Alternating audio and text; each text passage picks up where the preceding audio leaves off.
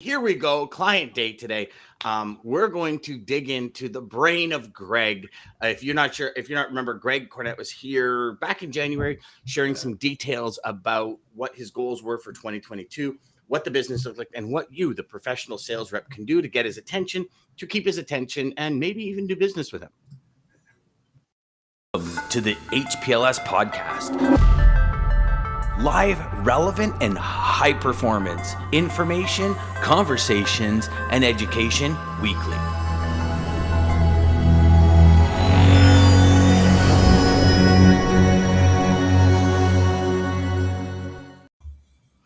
All right. So, Greg, my man, we great conversation off air leading up to this, everybody, and real interesting. So, I'll give you a quick overview of some of the highlights of our conversation last time with Greg. Jeff comes in for the victory this morning. Jeffrey, good morning, Jeff. Way to go, brother. So when Greg was on in January, Greg, you'd said things like, no matter what happens, you can't be wrong this year. You have almost 1.3 million square feet of warehouse space that you didn't have in 2020 because of the product coming in.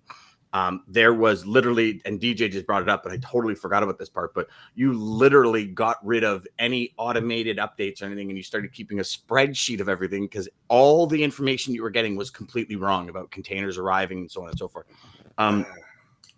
All of that equated to 5 times the spend on your annual freight budget. So the question is, we're 6 months in. We're almost at the end of. We're almost at the end of Q2. Laughing and smiling, Greg. I'm glad you're smiling. That's all I can say.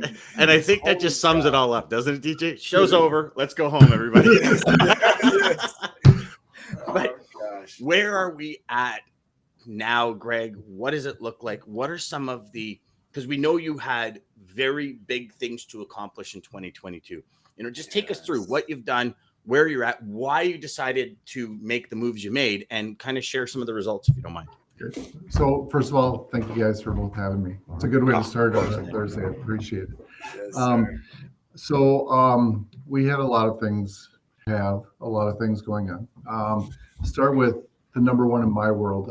We made a decision soon after our last discussion in January to move from a global 3PL to a transportation management system. So that is in process. We're actually at the point where we're doing internal testing during the month of June, and we will be making the full transition at the end of the month. So, to be determined what that kind of impact that is going to have. It's been a good startup. This is the second organization I've worked with on a TMS. Both have been a little bit different, but it's been a good experience to date. I think we learned a lot in the past 3 years. It is not a silver bullet. It's not going to, I don't think it's not going to necessarily move the needle for what's going on, because I don't think that in the present situation that there are any silver bullets out there, because I've been doing this long enough. If there would have been one, I would have done it a long time ago. Mm-hmm. But I do believe this gives us a chance to take more control over what we're doing, to try and So is that the purpose of the TMS, is like visibility control over? Just to get it under control and so you can see it. The number one is the visibility. The 3PL that we were utilizing, I think for all intents and purposes, anyone would have struggled with our business, especially what the economic climate was. This is an opportunity just to, definition him and Sandy doing the same thing over and over and expecting a different result. We need to try something different. So Greg, are you dealing direct with steamship lines though? Because we know all of your product is imported, right? Yes. Now with the TMS, we will be, and then we'll also be going direct with the domestic carriers and the parcel carriers too. So it's good and it's bad, because my organization, like every other organization out there, is struggling to find people, and more to the point, to find good qualified people. So we are struggling to kind of staff up and figure out where we want to be in the next 6 months and the next 12 months. So for me, the next 6 months are just going to be getting the system in place, trying to regain the confidence of our sales and our customer groups, and then also internally to try and stabilize what we've been doing. So, and we're doing all this at the same time that the world's going to go sitting on another axis again in about 30 to 60 days. So since our imports come from Asia. So Can we address something real quick here for a moment, Greg? You said something, and I think it's where DJ is going to go. Your Yes. sales and your customers. It sounds to me like there was kind of a lack of faith, a lack of trust, a lack of the ability for you guys to deliver. Is that what you're finding, where you got to kind of rebuild that reputation, if you will, because of what's happened in the market? Yes, and again, I'm not going to put 100% of the fault on the 3PL nor on the carriers. It's just been, I'll use an example. In Normal, which at this point was 3 years ago. When was that? Yeah, I don't even remember.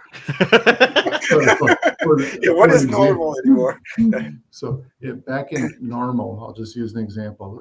Coming from Asia, coming to the port of Long Beach. When the vessel sails, it would be usually within 1 day of that initial sales schedule. Now that point is probably plus minus 5 to 7, I guess. Secondly, with that arrival date, it would discharge, and usually within 24 hours, it would move inland. Now that's 5 to 10 days. And then once it moved inland in normal situations, our LTL facilities, they would usually unload that container, pro them, and send them out within the next day. Now, depending on what port location, it's anywhere between 2 to 5 days. So you could be somewhere around 20 to 25 days behind just by the time it gets on a truck to get out. Yes. And so to your point earlier, and to DJ's point about, we transitioned to a spreadsheet that we use internally. And I use a lot of math, and based upon averaging that, I can come pretty close within probably 3 days of when that vessel sails, of when I estimate it's actually going to deliver to the customer, which is pretty outstanding. And it's not because I'm smarter, it's because I set some of the formulas to adjust as it goes along. But we get pretty close. But that's a lot of time. I mean, that's me doing a spreadsheet that probably takes me about 15 to 20 hours a week. Our forwarder 15 to 20 hours a week. Yes, and that's my time. That's not my team's time. That's my team. Plus your regular job, plus. Yes. I hope that gives every salesperson listening an idea of how much time people do not have to hear your fluff. Well, and how valuable clearly his position is. Going back to something you said, Greg, which I heard this saying from Alex Hormozy, but you mentioned a silver bullet, and he said business is a game. Business is golden BBs, not silver bullets, and I think you nailed it. It's just your guys' strategy of it is you're taking this golden BB approach. Well, and I can communicate that as clearly and consistently as possible, internally and externally. But the message is going to get lost as we start going, because again, I know it's coming, and I've been projecting it to the organization for going on a couple of months, ever since Shanghai really went under lockdown. And I said, I just want everybody to understand that we do believe this is the correct strategic decision for the organization. But right about the time that we are going live is when things are going to get really bad. And it's going to, of course. And why wouldn't it? I think it's going to make 2021 look pretty passive compared to what it's going to be, because we're going to be hitting these incredible conditions right in the peak season, which whenever peak is now the time. So there's been a lot of challenges there. I will say to the carriers' credit this year, I have seen much better communication than we have had in the past, and especially for the inland domestic carriers. Really, once it gets to the terminal and starts moving, I would say the carriers are operating pretty much under normal conditions. Capacity really hasn't been that big of an issue. It's just getting the ocean freight to them. And the steamship lines and the ports, I think there has been improvement over last year. It's been, one of the ports we use is Vancouver, and it's been really interesting to me about the natural disaster at the end of last year, and it caused a lot of challenges up there. And then Probably for about most of the first quarter, they were doing okay. And then just recently, I started seeing containers go into closed areas in Vancouver over the past month, which I never would have thought I would have seen. And even the rail service with the CN and the CP suffered a little bit coming out of Vancouver, which I wouldn't expect either. I do, and on that topic, I do think that the rail systems are starting to show strain again. Hopefully, we don't go back to the situation we did in 21, where, at least for my freight, most of it was embargoed coming from the West Coast that I had to move it by truck into the U.S. Midwest and Northeast. So a lot of headwinds still out there. Costs are still extremely high. We have been going directly to carriers now with our new setup instead of going through the 3PL that they're doing the RFPs. And what I'm finding is that the industry expectations that pricing is up 10 to 15% right now is about right. And so you're paying for a service, but I do think that service has been improving over the last 6 months. Well, that's good to hear. Dean said something yesterday on Data Day Wednesday, where he had, and DJ, correct me if I'm wrong, 23% of down employees in the rail community, in the rail service, something like that. Like they still need 23% more employees to get back to where they were pre-pandemic, because they furloughed so many people who went and got retooled and rejobbed. So he was saying that is actually going to add a huge strain, because you're almost 25, you're almost a quarter of your staff down. And we all know what happens if 25% of our staff is not there. Things don't quite run as smooth. So he was saying, that's going to cause a major issue. Obviously, getting contained. We have all these ships hit the ports again. We've been through it. Getting containers to the location and getting them back to the ports, and then to the point where when this was happening, most ships were sailing empty back to Asia, because it was just like, we can't wait. We've waited so long just to get our containers. We can't wait for freight anymore, and we're going back empty. What kind of jump do you see in the container pricing, Greg? Like, so I know, back, call it 2019 into 2020, container prices started rising. 2021, they were like astronomical, and then they came down for a bit. And have they gone back up? What I'm seeing is they've about stabilized for the last 6 months or so. Now, that being said, I do expect them to start going up again very soon. So I would say from 19 to 20, we were up probably about 2 times. And then from 20 to 21, we were up about 3 times. And that so far in 2022, it's stayed about the same. So, it's not getting cheaper. And every indication, I had an internal discussion about saying, hey, Greg, when are our standard costs going to go back to normal? And it's like, okay, again, define what's normal. And if you want to use 19 as the baseline, then I'd probably say about once we get into the next decade, probably, because if or when a global recession does start, for however long it's going to be, the ocean carriers, they took a beating for most of the last decade. So, I would fully intend that if they're going to start withholding supply, if demand starts to drop, and they're going to start laying up ships or doing whatever they need to do too. So, and it's the shippers and the governments that have to have an impact on that to talk about it. So, it's going to be real challenging.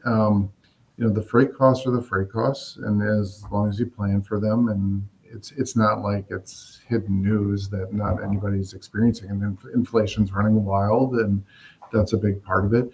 I think the biggest concern, actually, and I've started to see it in our own locations, and I'm seeing in others, is warehouse space, because now you're going to have a bunch of pent up demand coming in.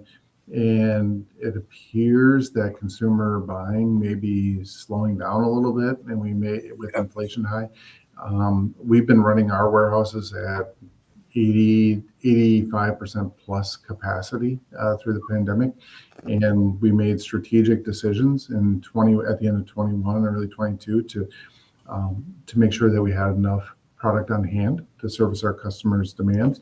And now the bullwhip's going to start coming in, and I was reading a report on, I think some business report that some of the big boxes, Target, Walmart, they're already talking about heavily discounting some of their bigger, bulkier items, TVs, refrigerators, because they're taking up so much warehouse space, and they bet on consumers being able to purchase those, and it's slowed way down. So now they're going to start discounting. So I think you're going to start seeing that too, as another challenge, that the warehouses are all full, and there's literally no place to put the product because we planned so far ahead to have enough inventory, and now the buying sells down. So yeah, it's funny you say that, Greg. Yesterday we were talking, and I said to everybody, I said, if you bought a big blow up tent right now, like how driving ranges and stuff, right? I go, you'd fill it in like 10 minutes, no problem, because it's the warehouse space. Now, there's a part of that. If you're okay with it, and I didn't really ask you this off air, so I apologize if I'm putting you on the spot, but I'm going to do it anyways. Only because I love it. That's Dan. Yeah, you know me. Freight costs are freight costs. So with your cost going up 2, 3, 4 times, how does a corporation like yourself, what do they do? Like, do you now start shaving here? Do you go back to customers? Do you raise prices to customers? Like how does a corporation stay profitable in a situation like that? Or what do you do internally? What kind of conversations do you have? Because I think it's going to be great insight for salespeople out there to fully understand not just the A and B, but the C, D, and E that happens when things like this happen in a massive, I was so glad you asked this multi-billion-dollar corporation like yourself. Trying to think without giving out trade secrets. Yes, and I apologize. I know I put you on the spot. And I think I can speak for pretty much any manufacturer. The answer is all of the above. So, what can you do to save costs internally? That's always the first one to talk about. So, for example, I'll just use me. I have 2 open positions right now. And can I survive without filling those positions and wait a little bit longer? And for me, it's actually pretty good timing because I have new technology coming in. I have to figure out what it means and what it's going to do for productivity. But can I delay hiring? Which in the present conditions with what the job market is, that's a pretty safe bet anyways. That's 1. 2, what can you do differently on capital expenditures? Can you delay bringing on something, opening a new warehouse, bringing new machines? Third would be, really the third is the price increase to the customers. And that's always the last lever that at least my organization, and I think most shippers, that's the last one that they want to pull. Because it's tough, because then the concern's going to be like, okay, I'm going to a customer with a price increase when my lead times have extended by 25%, I've become less reliable. But it's a real discussion, because it's not just about freight costs, it's also about material costs. So for me in packaging, it's the rosin prices to make those pouches initially. Everything is going up, and how much can you really pass on to the customer? And we're a mid-sized company, so it's not like we're dominating the market and that we have control over the market, that we can say this is what the price is. Our customers have choices. We have very loyal customers that have been with us for a long time, but they're watching costs at the same time too. So it's a delicate dance, which I think it's that delicate dance that everyone's playing at the same time, and they're always playing, because when things get really good, are you going to go in and say, hey, I'm delivering a great product to you, and I have to increase the cost, or am I going to decrease it? What are you going to do to market share? So it's something that we push and pull on pretty consistently. I would say that I think we've absorbed a high percentage of the costs, and it's been the right thing to do, because it's enabled us to get some more business that we may not have had before the pandemic. But it's a real challenging situation for everyone. So I feel fortunate to work for an organization that thinks long-term versus short-term. So we're not making short-sighted decisions, with the goal of really meeting and exceeding our customers' expectations. I've spoken to a few people, and the general consensus was they're having some of the best years ever for sales, but they're still not making money. So it's like the business is growing, the profitability is not, but the business is growing. And that's the key. Hang on. Hang on until things turn, and then you've grown your business, right?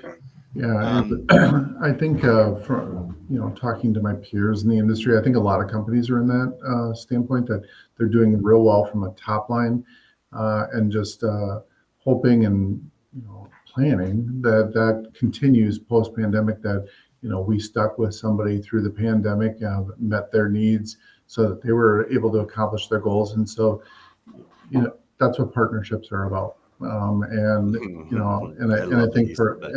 and I think for my organization, um, and more specifically when I talk to carriers, it's about mutual. It does need to work for both of us. I'm one of those people that I think that win-wins don't really exist. It's just somebody giving up a little bit more to still get something. But as long as you're communicating and that it's beneficial for both organizations, that's ideally what you're trying to accomplish. Mm. What you just said there hit a tone with me Yeah. so well. When I owned Teamwork Freight Systems and the crash of 2008 and 9 came, customers were looking for that. They were looking for me, their partner, to Mhm. help them achieve their goals, to do what we needed to do in order to help them survive. Yeah. And my response when they came to me was, "Are you kidding me? I've broken my back for you for X amount of time, and now there's a." Because at that point, I never watched the news. I didn't pay attention to anything economically. I thought it was all just, death, murder. Forget about it. I'm only good vibes. But when the economy crashes and the stock market and things have good vibes are good vibes, but they don't really protect you. So Mm. it was one of these things where my entire focus went to, are you kidding me? Like, you're going to do this? And, $37 million company turned into a $300,000 company in about 6 months. Yeah. And you can lose it real quick if you Yes. don't have that vision of how do I, it would have been simple. Okay, Mr. and Mrs. Customer, how do I help you get through this? And the company would have been a million times stronger in 2011 and 12. Right, because it's really that was how quick the turnaround was. It was like 2000, Yeah. mid That was 2010 fast. into 2011. It turned around real quick after that crash. Obviously big government bailouts and that kind of stuff, but that's just what it was. And so that is, I believe, the key to dealing in times like this is, Mhm. okay, here's the situation. We all got it. We're all in it. How do we help you achieve your goals? Mm. And for you as a corporation to have that mentality as well, Greg, tells me you're in the right space. You Mhm. really Yes. are. Agreed. Yeah. We have some comments to go to, Dan, but Greg, to that point, I think, guys, anybody listening, this is. I know you mentioned that you don't believe in the win-win, but somebody Mhm. has to give up. But I think for somebody giving up, there is that win, and what you're seeing here is uh, what Greg is telling you is what we've been talking about. Collaboration is the only way, and it's really understanding that somebody in this triangle of how you're working things is in survival mode, whether it's the shipper, Greg, or Mhm. somebody else. They're in a game of survival right now. I mean, that is literally one of you said survival, and I was like, yes, that's literally what we're in right now is a bunch of companies trying to survive, but we have to survive together. And that's the only way. Well, you always got to look through it of the lens of your customer. Yeah. Like I truly believe, no matter, and hence the reason why we have like John Brewer on, we have Greg on, we have like Chuck Snow from Traffics on. It's Yeah. we have to look through it like Greg, a salesperson that sees things through your lens will always connect with you on a better level than a salesperson that says, "Hey, I'm here to move your freight and make a commission." Because let's not Yeah. you know hide the fact everyone that touches your business is making money, Mhm. right? Yes. Every carrier that touches your business now, gas rates might be up, profits might be down, but they're making money. The idea is we're in business for profit, not practice. But Yeah. like, it's that, okay, if I have to take a hit today to make tomorrow better, so be it. Right? It Mhm. is what it is. We do it for our Yeah. family all the time. We, as parents, we sacrifice things for us, for our kids, time, whatever it be. We do that. And that is how that connection works. And Mhm. it goes as far as, so having you share this is amazing Yes. information because it Yes. helps every salesperson see through Yes. your Seriously, thank lens, you. right? Just the fact that you spend 20 hours a week, like, an creating additional spreadsheet. 20 hours a week on a spreadsheet just so you can have the accurate information to give to your salespeople to help your customers feel more comfortable with the information you give them. Like that's insane. That's like almost another, your 40 hours. You know what I mean? It's very quickly you could be up to that 80 hours a week of working just to make ends meet to keep your customers happy. That I think is remarkable for you to do that. Yes. So yes, we have a lot. So Jeff says good morning. Jeff was the winner this morning. Greg says, boom, I really think Lisa has a special sign-in device. Jeff says, good morning, Greg. Hope you're well. Lisa says, yeah, Greg, I wish. LOL. Damon says, good morning. Good morning, Damon. Joshua, good to see you, brother. He says, gives us a better view from 30,000 feet. Exactly. He's talking about the TMS, I think. So, yeah, the TMS. And also the conversation today. Should give you all a real huge bird's eye view. Exactly. Jeff says, good morning, everybody. Damon says, the corridor from Vancouver Port to Midwest USA has been very busy over the past year and continues to be. Yeah, they're getting, I mean, even up Prince Rupert, all of it, and Lisa says exactly. Wait, did Jeff win? How did Jeff win? Yeah, well, unless, yes. Yeah, well, actually, he did today. You didn't show up today for some reason on on our thread, but she already won for the week, so it doesn't matter. Yeah. So Lisa said good morning, but didn't show up on the thread. That's interesting. Yeah. Did you see that? Yeah. No. I think that's why Greg said that she has something in, but it didn't show up on our end. So. Oh, so Lisa did win. According to Greg. Or did Jeff win? We're gonna have to do an instant replay on that, folks, and we'll get back to you with the stats on that. Right now, we're gonna call it a no dice, but no goal, and we're gonna get back to you on the stats with that. Okay. Man. So Greg, TMS implemented, visibility, more control. You were talking about. What do you see?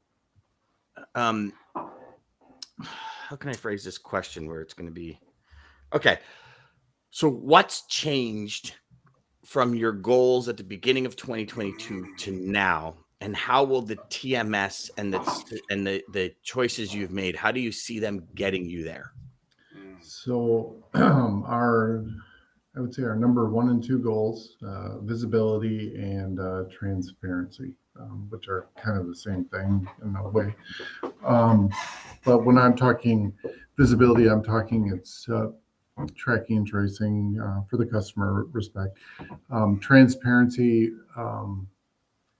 is control, and it's transparency of freight costs. With the 3PL, I've been doing it long enough that there's part of a trust factor, and to me, I'm just looking at the finish line. So, I don't need an invoice to show. I don't need an invoice from the carrier saying that, yeah, they actually charged the 3PL $2,000 to do something like this.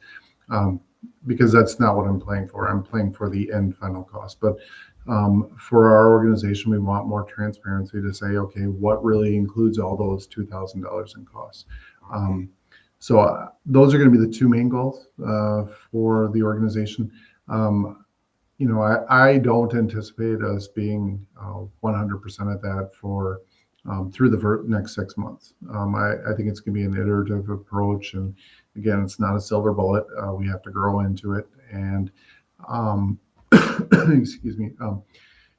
We're going to be going into an even more challenging situation. So it's going to be a tough, frustrating time. I was talking to a couple of my managers saying that, hey, when we get into June, July, and August, we're really going to have 3 kinds of shipments going on. We're going to have the 3PL shipments that are going to be completing out. We're going to have the gap shipments that we had to do outside of the TMS system, but not with the 3PL until those get completed, and then the TMS shipments. So it's going to be really challenging. It's tough to track and trace and provide visibility right now, and now I have to do it times 3 for probably the next couple of months. So those are going to be our main goals, and I think as we get into 2023, something I can't even lose track of days. I'm losing track of years now. I hear you, brother. 2023. I don't think that there's going to be, when I do the budgeting for next year, there might be a small cost decrease that we're putting in, but it's not going to be anything radical. I expect our costs to stay probably about where they are at least through the end of 23. Looking out any further than that's going to be real challenging because of what are the economic conditions going to be in the globe going through. So we have some, I think, realistic objectives, and I always believe that it's better to be realistic. I'm going to stretch. So, if I think we can do something at 90% of the time, I'm going to stretch it to 92, 93, because that is important. I'm not going to sandbag it, but I'm not going to do anything silly or foolish, especially with what we're coming out of the last 3 years also. What to me is going to be real interesting is that I'm reconfiguring the department about how we're going to manage things. So, for example, we're adding 2 people in Asia. So really what we're going to do is try to look at this as what happens in Asia happens in Asia. So my team in Asia will be working with our suppliers, with the ocean carriers, setting everything up.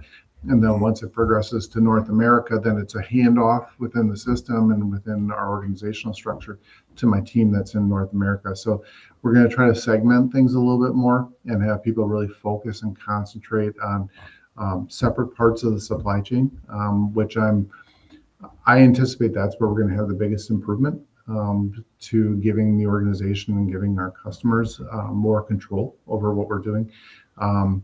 It's also establishing accountability for those separate sections too. So I've got a question for you, and it's obviously at this point hypothetical, but let's say, for example, if you're 3PL that you were dealing with prior to making the decision to go to the TMS, if they gave you a cost plus model where it had full visibility, you had a complete breakdown of why the $2,000 was, and then they said, you know what, we're going to add a 12% margin for management kind of thing, as opposed to you hiring a new employee or whatever, and was able to give you a lot of the tools for transparency, both on ocean and all that, would you have considered a TMS, or would you have said, okay, well, we've got the right people in place because we got the people that are looking after our best interests and looking after our goals so we can look after our customers' goals? I'll give you 2 different answers. So one, in my present situation, that would not have been something that we would consider just because of what we've gone through the last 3 years. Say you were coming to me and I was working at company BDX instead of at Flare Packaging. It's coming into me with a 3PL proposal. Yes, I think that would be good. I've been through a number of pricing, a number of 3PLs during my career. I've been through ones where it's cost plus. I've been through ones where it's a transaction fee per shipment. I've also been through 3PL situations where I have a fixed cost on a monthly basis, so that I'm going to pay X amount of dollars every single month. Each one is dependent upon the organization, and what I think for the group that's listening, you have to get the logistics group or like myself on board as an entry point, but it's really the finance department of that organization that's probably going to make that decision what they want to do, because I'm ambivalent. I'm looking at just at the end of that shipment, it cost me X before, and now it's costing me Y. I don't really care how you get there. I just hope that you get there, and then we can do all the scorecards at the end. But the finance departments, some finance departments I've worked with want to know every little nickel and where it's going here and there, and they may not know what bunker fuel is, but they want to know that you're actually charging for that instead of something else. So it can be overkill a little bit. When I look at the end of the scenario from logistics, it's to me, it's really 2 things. It's the freight percentage of my purchase price from my suppliers, and it's the freight percentage of my sale price to the customer. Those are the 2 things that I believe are the best 2 metrics for logistics to be managing to, because they're the most impactful. And you can call them a landed cost, you can call them whatever you want, but I think those are the 2 easiest ways to look at it. What are those 2 numbers that you used to be at that you'd like to get at again? Well, at Flair, we've never done that before, and actually, I'm trying to get there with the TMS. I would guess that we're probably up double digits in both of those from where we were in Typically, you're 2019. kind of hoping to be in a 4 to 5% range. Yeah, it depends on the industries. I've worked for companies where I worked for a trucking company for 15 years, and we have 5-6% margin, and we were doing cartwheels. And then I worked for a defense contractor, and it's like your margin was only 35%. So I mean, it's I like how you said only. Yeah. It's different. Yeah, well, you look at big box stores, they're 50% margins. Like Walmart will typically not take a product into store unless they can make a 50% margin. That's including their, I think it's 2% OS&D. But I've always operated on the average that most manufacturers are trying to be with under 7% on overall cost to get the product to customer, their shipping costs, right? Yeah, and I was listening to National Public Radio, it must have been a month or two ago, that talking about, for a manufacturing company in general, 60% of the cost of that product was usually in the material cost previously, and 30% in SG&A. And that number has really flipped over this year, that because of the problems with getting people, and that SG&A has become a much higher percentage. But what the point of the report I was watching, I probably got the percentages wrong, but the point of the report was that not only that it has flipped, but that organizations haven't reduced their profit margins. So they're still trying to hold that profit margin that they would have previously, if not increase it, even though that SG&A costs, and freight is sometimes part of that too, have increased rapidly. Interesting. Wow. This was an awesome conversation, Greg. Seriously, huge insights. Like, hope all y'all out there, let Greg know what you thought of today's conversation, because that's going to be important. Share with us kind of your thoughts. Was it good? Did you learn something? Did you get something out of it? Did it give you a real good insight as to what maybe some of your customers and your prospects, your future customers, are going through today?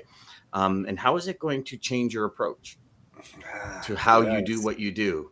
Like, for me anyways, it's one of these things where if I was still in that world when I got off this session day, I'd be calling every single one of my customers and figuring out exactly everyone, and I would just ask the questions that Greg, just anything that Greg brought up, I'm asking.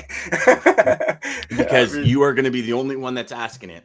Yeah. And if this is going on in your customer's head, get ahead of it. So, wow. Greg, thank you, brother. Greg, seriously, yes. Thank you so much, man. Thank you so much for joining us and just giving all this amazing info. I mean, guys, if you don't see what it's like on the other end and you're not getting the sneak peek, I mean, this is the best view of getting. If you don't have this kind of relationship with the customers and clients that you're working with right now, this is your sneak peek to it. This is what's going on. But you need this kind of relationship. So they're having this same conversation that Greg is having with us on here. They should be having that with you. And you need to get to that point. Seriously, Greg, thank you so much for just. Yeah, Damon says, Greg loved the work ethic, the understanding of the different components in logistics and transportation. And Lisa says, yes, thank you, Greg. And, there's another point to this, DJ. When we have amazing people like Greg, like John on the show, it's all of you watching and listening that are live. It's your opportunity to ask the questions that you really want answered, because Greg is the person you're going to speak to when you want to grow your business, when you're soliciting, when you're selling, when you're outbound dialing. Greg's the person you're going to be speaking to. Ask the questions you want answered to help you move your business, get inside of their brain more, get inside of what they're thinking and how they're looking at things. I mean, the fact that he is doing 15 to 20 hours more you're not getting paid for that 15 to 20 hours of breaking down Excel spreadsheets extra, right? I mean, that's just something you have to do. It's a labor of love, DJ. Yes. I love it. You see, this is the thing. That's why you are who you are, and why you do what you do. So, and you're doing it because you want your customers to have a better experience, and you don't want to be that guy that customers are lost because of. You just don't want to. You're here for a specific reason. You're here for a mission. You're here to help make your customers' lives better. Yes. Greg, I think you're remarkable, brother. Yes, Well, seriously. I don't care what Jeff says about you. You're awesome. Well, I was actually thinking about it. I have a lot of windshield time during the summer driving around with my kids, and this is the first organization that I've been at that I wasn't at the tip of the spear about either reducing costs for the organization or profitability when I was at a carrier. And I remember I've been here for 5 years now, and I remember when a recruiter brought me in and they said, your objective is to basically blow up the logistics department and lower the overall spend. And it's like, okay, great. And now for the last 3 years, I feel like I've just been an ATM machine, just jacking out the cash. I'm not saving the company any money, but the focus is an ATM at home and an ATM at work. Pretty much. So Lisa actually is asking a great question, and this is the core of why we do what we do here. So how does someone get in the foot in the door when you don't have much time to explore new suppliers? I mean, I think that's the big question. Yeah, this is always the boogeyman question. Dan and I talk a lot about this, and even to the extent that Dan and I had a discussion last week, and he sent me some templates for like kind of letters to approach potential new customers and getting my 2 cents. I'm going to say in advance, I know it's really difficult for you because number one, you have to be throwing a bunch of spaghetti against the wall and hoping that some of it sticks. It's the nature of the business. You don't have time on a daily basis to try and go through and understand what Greg's business does on a daily basis. And you're never going to get it through open source material either. I mean, there's not anything on the website. You can't Google Flare flexible packaging and say that, oh, well, Greg does 90% LTL. It's very difficult. And how's the only way that you can find out about that? Well, it's by talking to Greg, but Greg's really busy, and so he doesn't want to talk to you. So that's a roundabout way of saying I understand your pain. But I mean, the biggest part and the biggest challenge is understanding your client. And I think it's really about that initial contact, keeping it general, but leading with strength. So you don't need to know that I do LTL, but do something in that first 2 sentences that's going to grab my attention. I was reading something on hiring managers spend 8 seconds looking at a cover letter and a resume. So what can you do in that first 10 seconds to grab my attention? So don't lead with, I've got trucks, by the way. Don't ever lead with that, because that's going to go, I'm not going to respond to you on that. Nobody believes you. Even if you do, nobody believes you. I'm just telling you. Don't lead with that. I guess my advice to you is that the best way to approach me is starting with a question to me. So for example, Greg, what keeps you up at night? Or Greg, what are some of the biggest challenges you have? And the other part that I see on a lot of messages right now are saying, hey, do you have time for a 10 to 15 minute call? The answer to that is no, I don't have time for a 10, 15 minute call to you. But like when calls come in to me, they usually go through our admin assistant here. And what she does is she gives those referrals my email address and says, email Greg. And I do it that way, not to ignore you, but so that I can keep track of what our conversation is. So if you can reach me on email and start with a, hey, real general question about something that make me answer you about what are you looking for in a partner, or what are you keeping up on supply? I will answer that question. But if you lead with, hey, I've got trucks, I'm not going to do that. I get some messages saying, hey, Greg, we have tons of flatbeds and reefers. We want to do work with you. Hey, I make flexible packaging. I'm not using flatbeds and I'm not using reefers. I mean, that's kind of common sense. That if I'm making packaging, I don't need those two. You could say that, well, Greg, it's because of your product that goes inside of it. Well, I don't make the product that goes inside of it. So I don't need temperature protection. I don't need to be putting stuff on flatbed. But if you give if you give me an opening to respond to you, I will. And I think that most people will, but you have to hit us real fast within those first 2-3 sentences. And for Greg specifically, I will reply to you, and I'll keep it on email just so that we can go back and forth. I'll use Dan as an example. Our last company I was at, it took Dan a good 12 months, I think, to actually get my business. But he was persistent, and he was asking me questions about what I need or what I'm looking for versus what he has. And I think that's a key part. And that's going to help you understand your customer a little bit better too. So that's the other part. Lead with trying to understand more about me and about my company, because you'll get a lot further faster because it's very easy for me to just delete you if you say I got trucks, which is it's coming out pretty clear that I don't like it when I say that. Yes, guys, if that is not clear, what he is driving the point. And Greg, I'm so glad you said that too about Dan. I think it's obviously bringing relevance and asking a question that it might be a pain point to them. So you are already moving something similar and you're dealing with those pains. Bring that up and see if that's a pain that they're dealing with, or better yet, a pain that you can fix. See if that's a pain they're dealing with. But then the bigger key that Greg mentioned is persistence. Would you agree that if they say something that triggers you to think or respond, and then they're just every so often checking in and they're there, it's just timing and right place, right time. And oh man, I need somebody, and here you go. Yeah. And so and then there's another part of it is delivering.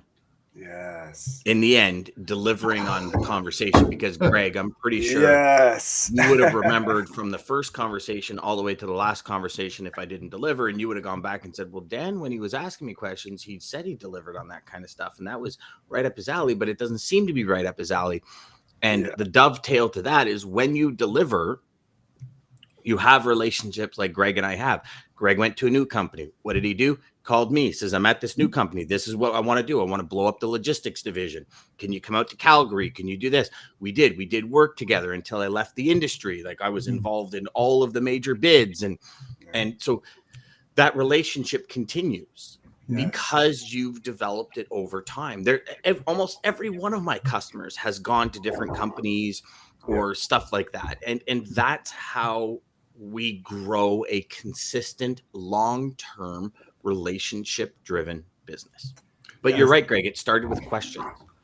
I asked you about a dozen questions. And I think actually on our first call, if you remember, on about the 15th question, I was like, I'm sorry if I sound like I'm interrogating you.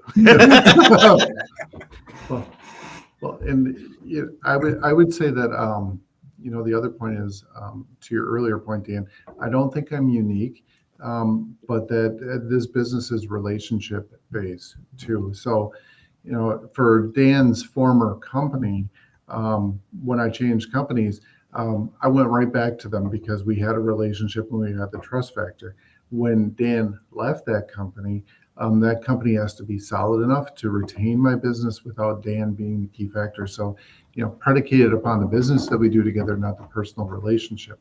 But again, I don't think I'm unique in the industry because anybody in my role, there has to be a lot of trust because I'm staking my reputation on what you're going to do and what you're going to deliver. So, the other part is you get in with somebody, you're going to get them pretty much whatever company they go to. Well, and I'm going to give you more credit than you're giving yourself, Greg, because you are unique. I guarantee Jeff is very similar to you were when Jeff was in this role. If Jeff's still out there, I guarantee Jeff was asking the same questions when he was a customer. But you are unique because there are clients out there, people in your role that just send out a list and don't actually care, just have a number, and they don't actually do anything of the value and care about the customers, care about times, care about stuff like you do. So you are different, but you're the kind of customer, you're the kind of client that I guarantee most people on the show are looking for. So this is what you're looking for,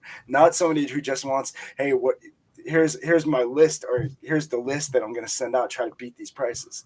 They don't care. And there's a lot of those people too. So you are different, Greg. Don't, you are definitely But Greg's different. Greg's the exact because customer every high performance salesperson wants.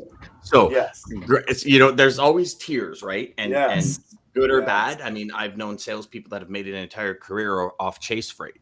of And course. all they do is they try and get the cheapest rate of the day. It's possible, and but it's a lot of work. It's huge stress. It's like you can't take a vacation, but some people thrive on it. And you don't have relationships with people like Greg doing that. That's it. It's only this. Yes. This is the relationship. I got $15 here, $20 here. Transaction, who can do 30? Yep. Who can do 50? Who can do 75? 75 sold, cheaper price. You know, like it's like, damn, I didn't know I was at I don't know what's the big farm auction, auction or whatever. I don't know, but I didn't know I was at the Brothers auction or whatever. But yeah.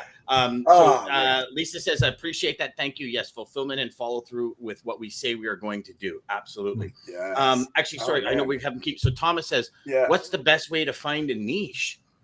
Oh, sorry. No. How is the best way to find a niche? That's a fantastic question, Thomas. Go ahead, DJ. Let both of you share. Go. I have to think a little bit, DJ. So okay, go, DJ. I mean, so I'll tell you. I mean, the way I did it was, when I got into this industry, I tried everything. I shipped tanker loads to bulk stuff to any kind of different reefer to dry van to flatbed to everything you could think of. But then I realized really quick where my niche was dry van and canned foods. But it was more because the ability and what I already knew. But the better, I guess, to your question, Thomas, you do need to find a niche. Don't try. And that's what I was given that advice pretty early, thankfully. Because otherwise my personality would have been all over just trying everything the whole time. But I talked to people in the industry. Thankfully, have an aunt and uncle who my aunt, her family members have been brokers for a while. And so reached out to them and they said, you need a niche. And I was like, a niche? But I like doing all of this.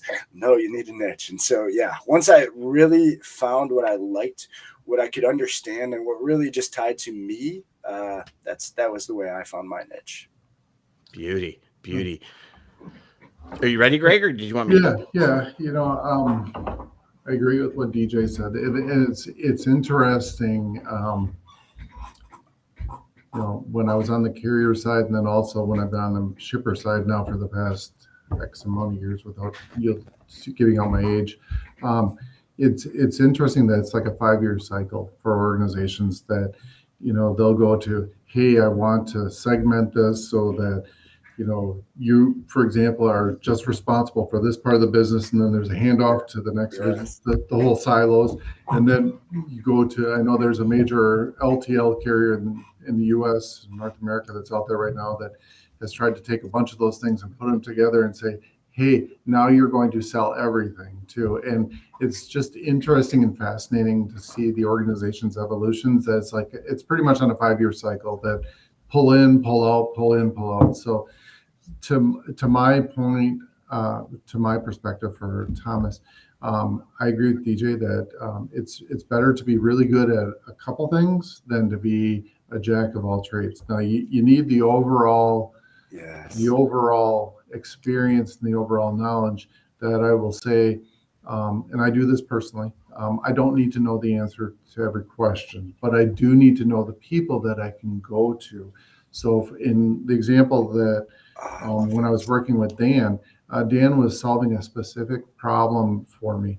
But then the trust factor came that I was able to go to Dan with almost any kind of question, and he may not have the answer, but I mean, it's Dan, so he knows the answer to every question, but he would be able to go even out close. he would be able to go out and stretch. So my suggestion is that you find a couple things that you're really good at and just become really good at them and nail them every single time. And then as your career and your business expands, that again, you don't need to know the answer to everything, but you need to be able to know the people or the resources that can get you those answers.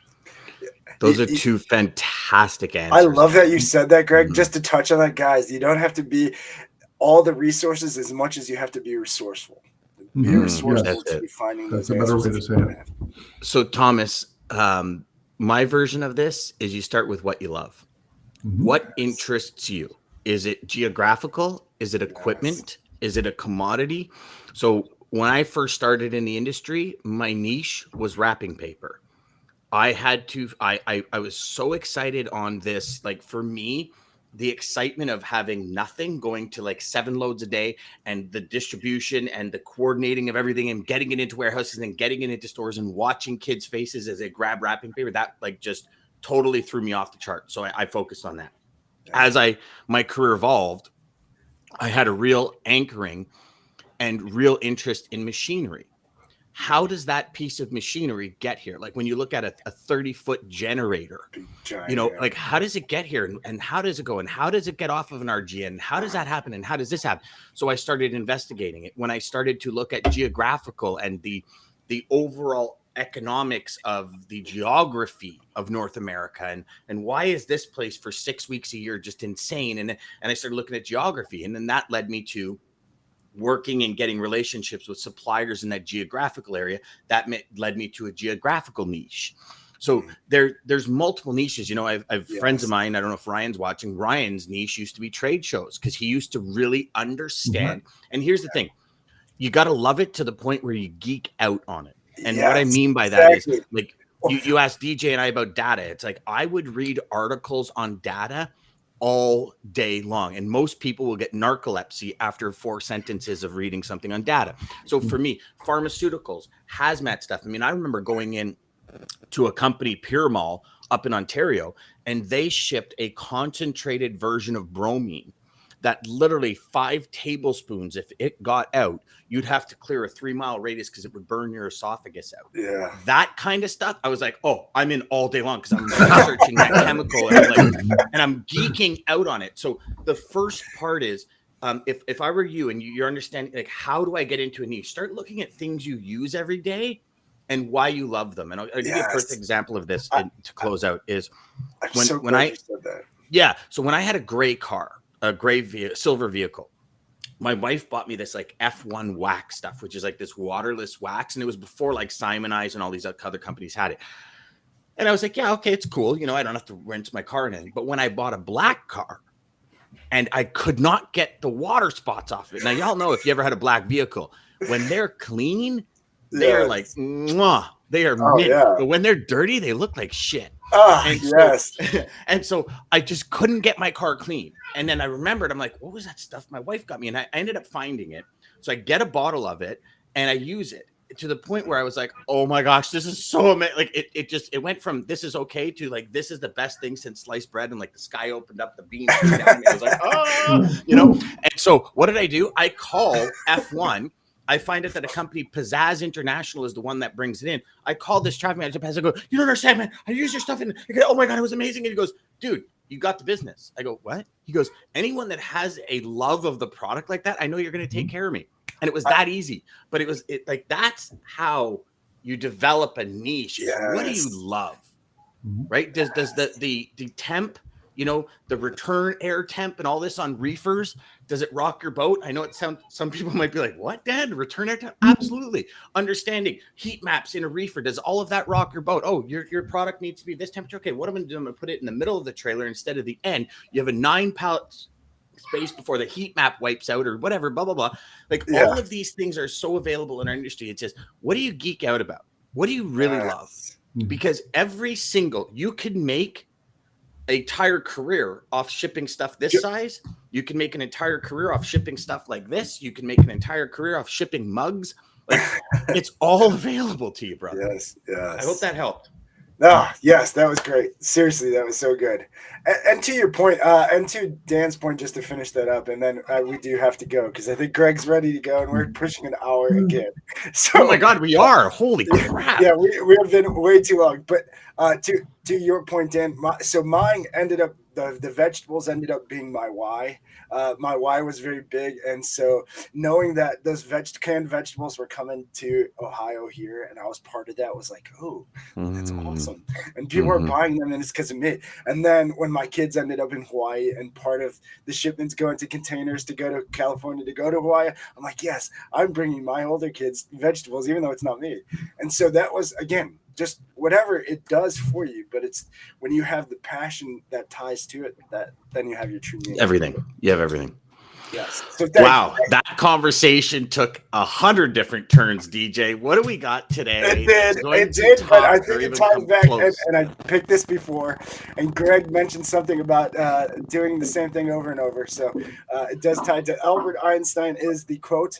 But before we go out, thank you to American Logistics, Centurion Trucking, Damon, and all you guys, people over profits. If you're looking for a home, go there.